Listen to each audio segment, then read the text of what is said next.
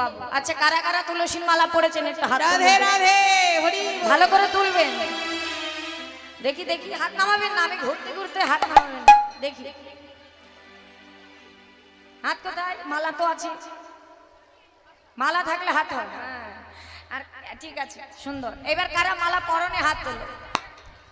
এক হাত কেন, দুই হাত তোলো দেখি। ইচ্ছা করছে না কেন? কেন বলো মা? এমন দিন আসবে কেন যে আমার মালা পরিনি আমি হাত তুলবো, তাই না? কেন? কারণ এই দেখো, ইহজগতে সংসারের সকল কিছু আমরা যত্ন করে পড়ি, কিন্তু আমার জগৎ স্বামীর দেওয়া তুলসীর মালাটা কেন পড়ি না মা? কেন? কেন পারোনি? এই জন্মটা আজ পেয়েছি, কাল পাবো কিনা জানি, এই কণ্ঠটা আজ পেয়েছি, কাল পাবো কিনা জানি।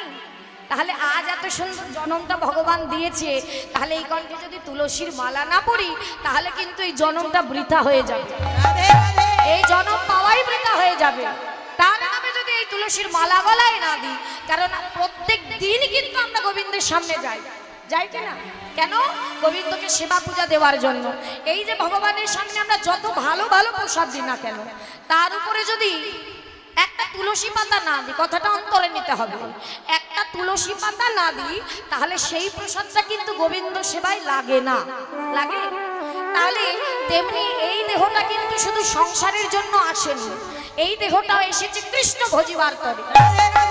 তাহলে এই দেহের মধ্যে যদি তুলসী না থাকে, তাহলে এই দেহ কিন্তু গোবিন্দ সেবায় লাগবে না। হরি বল হরি বল।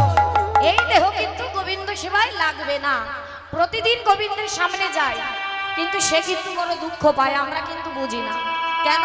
তুলসীবিহীন কণ্ঠ দেখলে যে তার বড় কষ্ট হয়। তিলক পড়তে পারছি না, কিন্তু মালাটা তো পড়তে পারি। কি মা, পড়তে পারি তো? হ্যাঁ, দেখুন ইহজগতের অনেকে আমরা স্বামীর দেওয়া স্বর্ণ চেন, সোনার গহনা গলায় দিই, বড় যত্ন করে গলায় দিই। কেন? কেন? যে স্বামী দিয়েছে, বলেছে পরে থাকতে হবে, চোরে নিয়ে যায় যা, কিন্তু পরে থাকবে। কিন্তু আমার জগৎ স্বামী যে গহনাটা দিয়েছে সেটা কেন করি না? হরি বল হরি বল। মা, ইহজগতে যারা ডাক্তার তাদের দেখলে বোঝা যায়, যারা নার্স তাদের পোশাকে বলে দেবে নার্স, যে স্কুলে পড়ে তার পোশাকে বলে দেবেন স্কুলে পড়ে। এই যে আমার মায়েরা বিবাহিত, তাদের দেখলে বলে দেবে যত্ন করা স্বামীর দেওয়া শাখা সিঁদুরটা যত্ন করে পড়েছি। পড়েছে কিনা? কষ্ট হয় পড়তে? হয় না তো? তাহলে ভগবানের দেওয়া মালাটা পড়তে কেন কষ্ট হয়? হরি বল হরি বল। তাহলে এই যে দেখলে বুঝবো যে আমার এই মা বিবাহিত, তাই তো? তাহলে আমরা যে সনাতনী, আমরা যে গোবিন্দ চরণের দাস, এটা কি করে বুঝবে? এর প্রমাণ কোথায়? এই দেহের মধ্যে একটা প্রমাণ তো রাখতে হবে যে জগতে আমরা গোবিন্দ চরণের দাস, তাই তো মা? তাহলে তার প্রমাণ রাখার জন্য কি বললেন? তুলসীর মালা, কপালে তিলক চন্দন। তিলক চন্দন না পড়তে পারো, কিন্তু তুলসীর মালাটা পরো মা। ইহজগতে জগতের কথা শুনতে গেলে কিন্তু নিজের সময়টা চলে যাবে। এই যে ঘড়ির কাঁটা একবার ঘুরে গেলে আর জীবনে ফিরবে না। যেমন মনে করে একটা পদ্ম পাতার উপরে এক বিন্দু যদি জল থাকে, সেটা সবসময় টলমল করে, কখন যে পড়ে যাবে কেউ জানে না। তেমনি এই জীবন পথে যে প্রাণবিন্দুটা টলমল করছে, কেউ জানি না কখন পড়ে যাবে। পড়ে গেলে কিন্তু আর ওই জল উঠে আসবে না পদ্মের উপর, তাই না? তাহলে সময় থাকতে কি করতে হবে মা? সময় থাকতে তুলসীর মালাটা পড়তে হবে, সময় থাকতে কণ্ঠে মালা নিতে হবে। কারণ এই মালাবিহীন কণ্ঠ আমার ভগবান ভালোবাসে না মা। তাই তাকে যদি আমরা সত্যি ভালোবেসে থাকি, ইহজগতে সবার মতো যদি তাকে আমরা ভালোবেসে থাকি, তাহলে কণ্ঠে তুলসীর মালা পরবই পরব।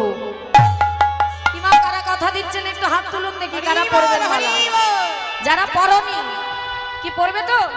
মানে থাকবে সবাই মালা পরবে, সকলের চরণে নিবেদন, সকলের চরণ ধরে অধমা বলে গেল মালাটা পরবেন। ছোট করে না পড়ো, বড় করে পড়বে। কিন্তু এই জগতের কথা, ওই যে মালা পরে রাস্তায় গেলাম, কি রে এত অল্প বয়সে মালা পরে ফেললি? মা, বয়স লাগে না, আজকে বয়স লাগছে না। কেউ 5-এ চলে যাচ্ছে, কেউ জন্মে মরে যাচ্ছে, কেউ 50, কেউ 100, কেউ 20, তাই না? কে কখন চলে যাব জানি না। তাই সময় থাকতে ভগবানের নামটা করো, গলায় তুলসীর মালা দাও।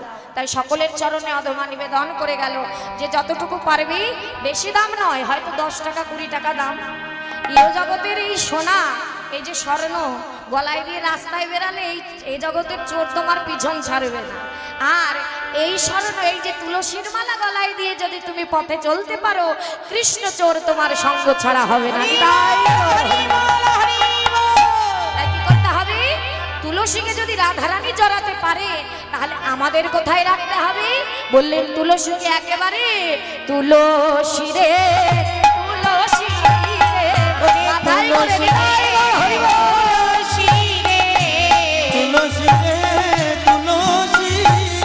তুলসী শরণ নিলে গোবিন্দ চরণ মেলে, তুলসী রে তুলসী, তুলসী শরণ মেলে, তুলসী শরণ নিলে গোবিন্দের চরণ মেলে, তুলসী রে তুলসী রে।